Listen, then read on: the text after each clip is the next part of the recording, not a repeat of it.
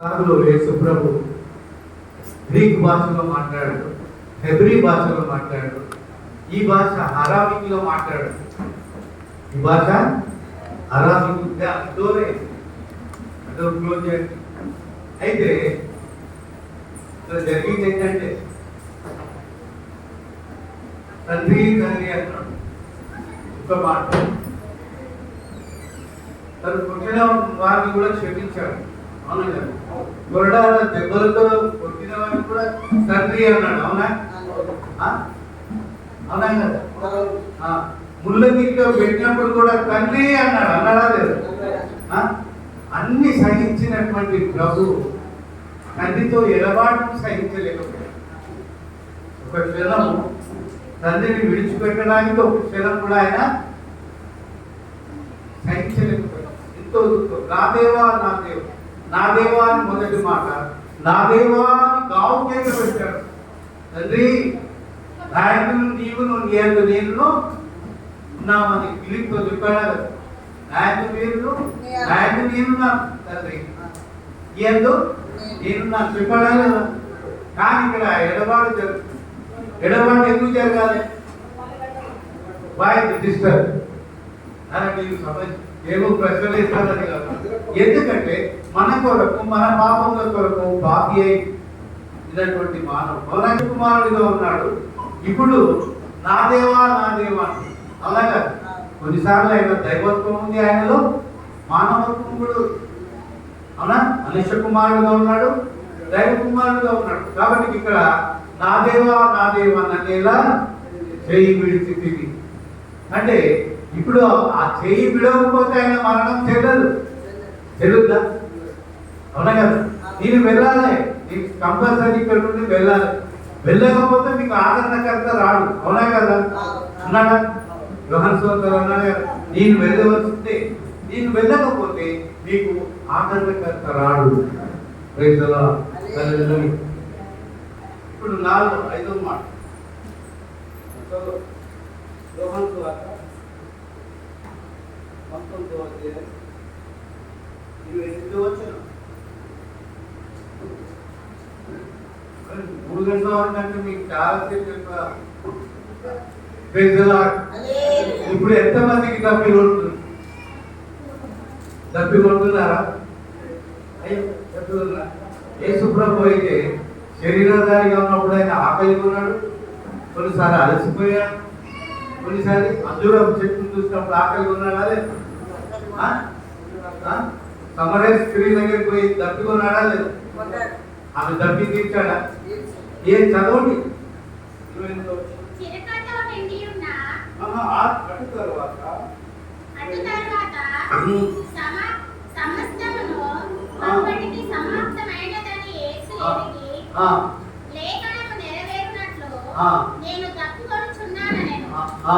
లేఖనము నెరవేరినట్టు నేను దప్పి కొలుస్తున్నాడు. ఈ పాపం సాధారణమైనటువంటి దప్పి కాదు. సమరయ స్త్రీ దగ్గరికి పోయినప్పుడు ఆయన శరీరధారిగా ఉన్నాడు. ఆయనకి ఆకలి ఉంది, దప్పు ఉంది, అన్ని నిద్ర లేని కూడా అలసిపోయాడు కూడా. కొన్నిసార్లు ఒక స్థలం కూడా తీసుకున్నాడు అలసిపోయినప్పుడు స్వార్థ ప్రకటించారు. కాబట్టి ఇక్కడ ఏమంటున్నాడు అంటే ఆ రాత్రంతా కొట్టారని. ఆ యెరూషలేము నుండి గోల్గొతా వరకు పారదర్శకమైన శిలువ భారాన్ని పోయలేక 14 సార్లు పడిపోయాడు. 14 సార్లు పడిపోయాడు, లేచాడు. ఎందుకంటే రక్తంలో ఏముంది? ప్రాణం ఉంది. రక్తంలో ఏముంది? ప్రాణం ఉంది. ఆయన రక్తమంతా పోయింది. అవునా కదా? ఆయనలో రక్తమంతా పోయింది, నీరు పోయింది, రక్తం పోయింది. అవునా కదా? చివరికి నిస్సహాయ స్థితిలో ఆ రిక్తుడై ఆ శిలువలో ఆకాశానికి భూమికి మధ్యలో వేలాడబడుతూ 3 గంటల సమయంలో మంచి ఎండ ఉంది. కానీ అప్పుడు అంటున్నాడు, నేను తప్పి కొలుచున్నాను. సమరయ స్థితిలో ఏమంటున్నాడు? యోహాను సువార్త 4వ అధ్యాయం 13-14 చూడతాడు. యోహాను సువార్త ఈ నీళ్లు తాగుబాటు ఎన్నడు ఎప్పుడు దప్పికొంటాడు, కానీ ఈ నీళ్లు ఎన్నడు దప్పికొనడు అన్నాడు. దేని గురించి మాట? ఆత్మ. దేవుని ఆత్మను ఎప్పుడైతే కలిగి ఉంటామో ఈ లోకంలో ఉన్నటువంటి దప్పి అనేటువంటి చాలా ఉన్నాయి. ధనాశ అనే దప్పి ఉంది, అవునా గారు? డబ్బు సంపాదించాలి, అధికారం అనే ఆశ దప్పి. తర్వాత ఇంకా చాలా ఉన్నాయి, అవన్నీ చెప్పాలని కుదరదు.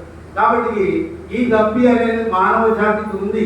కాబట్టి ఈయన అక్కడ ఏమంటున్నట్టు ఆ సమయ స్త్రీకి ఉన్నటువంటి ఆ దేశతనం నుండి విడిపించాలని, ఆమెను ఎలాగైనా దేవుని రాజ్యంలో ఆమెను ఎట్లయినా పంపించాలని ఏమన్నాడంటే దప్పిగా ఉన్నాడు. కానీ దేవుడు యేసు ప్రభు మాట్లాడాను, అమ్మా నీళ్ళు ఇచ్చి నీళ్ళు ఎన్నడు దప్పికొన్నాము అని చెప్పాడు.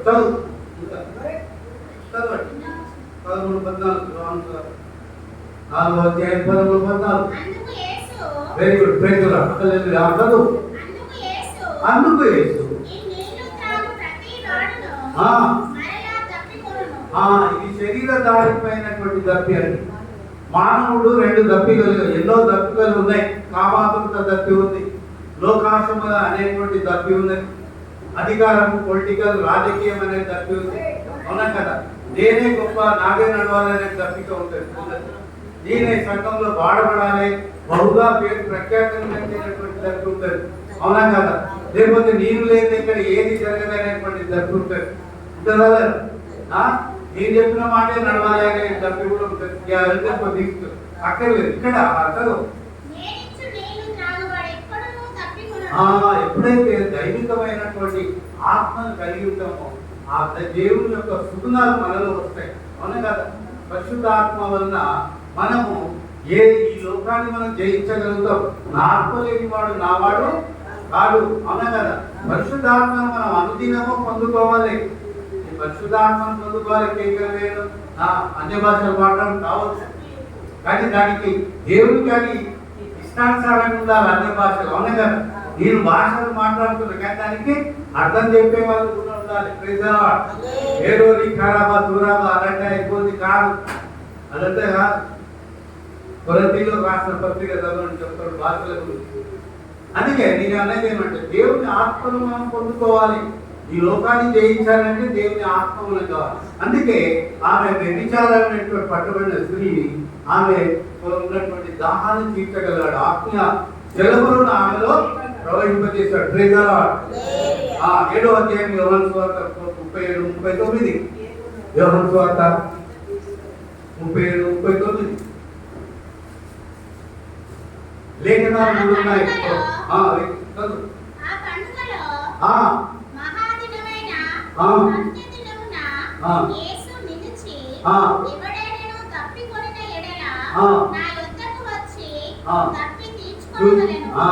ఈ మానవ జాతికి అంతటికి ఈ యొక్క పాఠం, అవునా కదా? ఈ 7 మాటలు కూడా మానవులు మారాలి, మానవ జాతి మార్పు కొరమే ఈ యొక్క మాటలు పలికారు. అందుకే అంటున్నాడు, ఎవడైనా దొప్పికొన్న నాయకులకు రైట్ ఏ దగ్గరికి ఎందుకు రావాలి, మనం ఎందుకు వచ్చాం? శ్రమలు అనేటువంటి, అవునా కదా? నిందలు, అపనిందలు, అస్థిలు, ఇవన్నీ, అవునా కదా? మానవ జాతులు ఇవన్నీ మనం విడిపించుకోవాలంటే ఎవరి దగ్గరికి రావాలి? యేసయ్య దగ్గరికి రావాలి. ఆయన ఏమన్నాడు? నా శాంతిని మీకు అనుగ్రహిస్తాను, లోకం ఇచ్చినటువంటి శాంతిని నీకు ఇవ్వను అంటున్నాను. ఈ లోకం ఇచ్చేటువంటి శాంతి ఎలాంటిదంటే ఇంతలో ఉంది అంతలో మాయమైపోయింది, తీయటి మాటలతో ఉంటుంది. చదువు 37-39 చదువు. నాయందు విశ్వాసం ఉంచండి. ఏదో అక్కడ మెరాకులు జరుగుతుందని కాదు, ప్రవీణ్ కుమార్ వెళ్ళొద్దని ఆయన చెప్పిండని కాదు, లేకపోతే చాలా వరకు కొందరు బలహీనత ఉంటుంది. ఎవరో ప్రార్థన చేస్తే నేను బాగా అయినా సాక్ష్యం ఇస్తాను. నేను దానికైతే ఏకీభవించాను. యేసు ప్రభు అంటే చెప్పాడు, చెప్పండి, నేను ఛాలెంజ్ చేస్తాయి, ఈ సేవకే రిజైన్ చేస్తాను. ఎవరైనా ప్రార్థిస్తే బాగా అయిందంటే నేను ఈ సేవకు రిజైన్ చేస్తాను. ఈ విశ్వాసమే నిన్ను స్వస్థపరుస్తుంది అన్నాడా? మానవుడు బలహీనతండి. ఒక పాస్టర్ సన్నస్ కాపరి ఆయన ప్రార్థన చేస్తే ఎవరు నమ్మరు. నువ్వు మను విశ్వాసించు, ఈ కొరకు త్యాగం చేసే పాస్టర్ వాళ్ళు మన సంఘం కొరకు 4 గంటల రాత్రి నుంచి ప్రార్థన చేస్తారు. ఇది నమ్మరు, ఏదైనాగా నిద్రపోతారు. అందుకే అంటున్నాడు విశ్వాసము నీ యందు విశ్వాసం ఏమంటున్నాడు? జీవజల నా యందు విశ్వాసం ఉంచువాడు లేఖనము చెప్పినట్లు వాని కడుపులో నుండి జీవజల నదులు పారునని బిగ్గరగా చెప్పెను. చూసారా? జీవజల నదులు అంటే ఎప్పటికీ జీవజల నదులు ఆ జలంలో ఏం చేస్తాయంటే నేను కుంగ చేయదు, కష్టాలు వచ్చినా నేను కుంగ చేయదు, అనారోగ్యం వచ్చినా ఏ రోగం వచ్చినా నీకు కుంగ చేయదు, జీవజలమే నీకు ఇస్తున్నాడు ఆయన. అవునా కదా? ఇంకా నీకు ఏ రోగం నీ మీద ఆధిపత్యము చేయదు. ఎప్పుడు నీవు జీవజలాన్ని ఆశించినప్పుడు నీకు ఏ రోగము రాదు. ప్రజల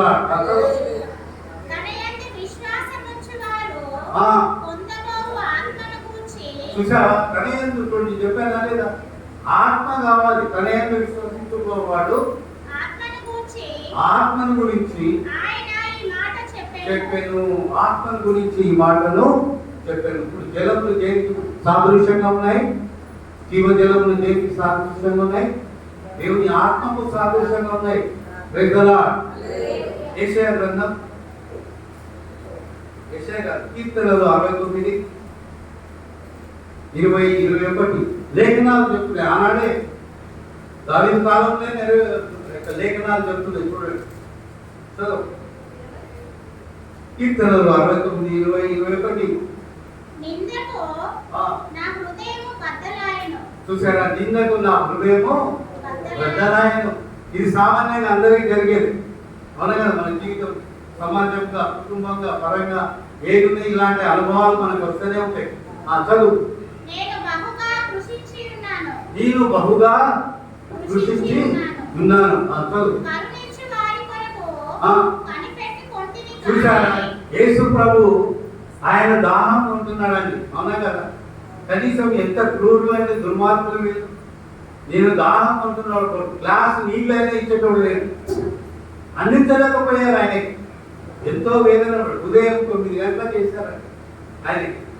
సాయంకాలం 3 సిలువలోనే ఉన్నాడు.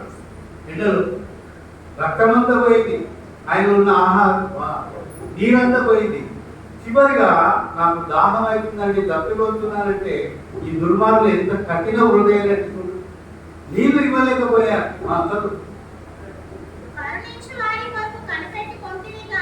కానీ కరుణించి వారి వరకు కనిపెట్టింది. యేసు ప్రభు ఎంతో ఈయనతో అడుగుతున్నాడు, ఏమన్నా దప్పిపోతున్నానయ్యా. మానవ రీతిగా మాట్లాడుతున్నాడు, దైవస్వామిగా కాదు, శరీరధారిగా ఉన్నాడు. చదువు. ఎవరు లేకపోయి చూసారా? చదువు. ఇంకా గోదావరి వరకు కనిపెట్టాను. అవునా కదా? గోదావరి వరకు కనిపెట్టాను. తల్లి అయిపో యోహాను శిష్యుడు తప్ప అక్కడ ఎవరు లేరు, ఆదరించేవారు లేరు. ఆయన అంత వేదన పడుతున్నాడు, దప్పి వస్తున్నాడు. కనీసం ఎవ్వరు కానరాలేదు. నిరాశ నిస్పృహలున్నాడు. ఏకాగ్రత ఆకాశంలో భూమికి వేలాడదీయబడ్డాడు. వాళ్ళు చేతులు నాకు ఆహారంగా ఇచ్చి ఉన్నారు. చూసారా? ఆ బోలంతో కలిపినటువంటి చేతు చిరకను అందించారు. కానీ బోలం ఎదిగించారంటే బోలంలో మత్తుంది. మత్తుని మరణిస్తే అది మరణం చెల్లదు, పాపులతో బలియానము చెల్లదు. అందుకే ఆ యొక్క చేతు చిరకను ఆయన తాగలేదు. తాగారా? తాగలేదు.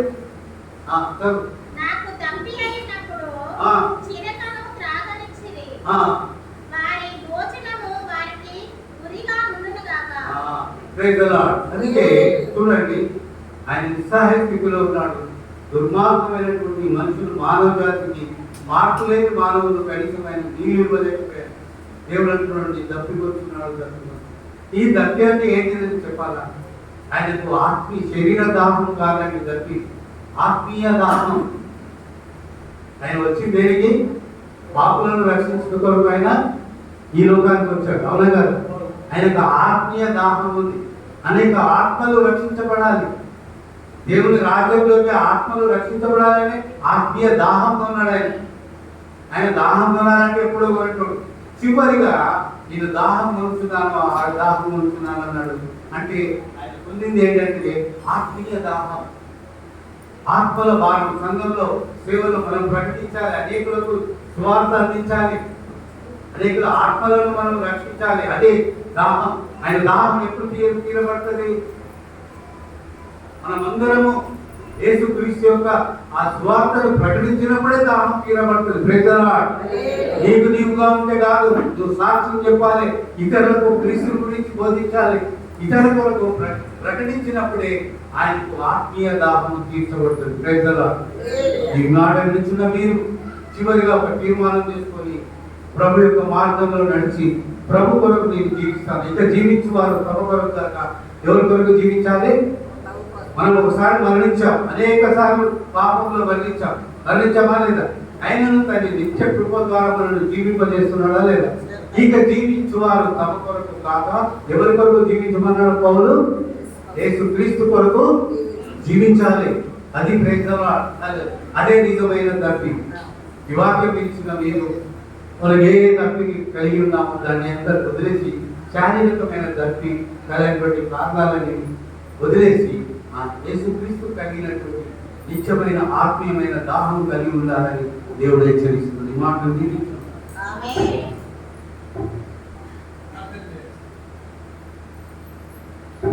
ప్రేమ కలిగించండి. కృపా సమృద్ధికి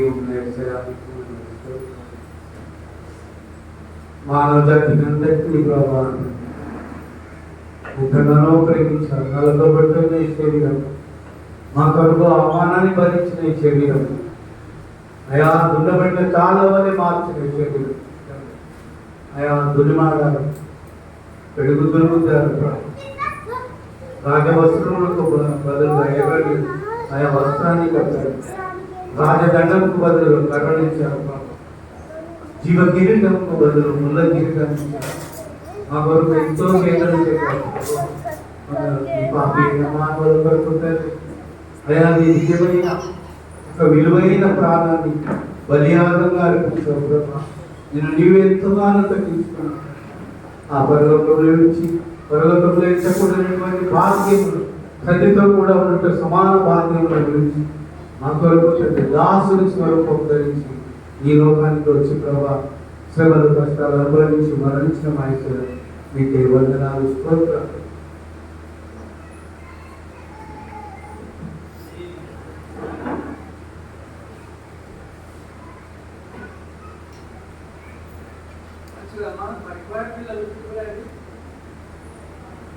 పిల్లలు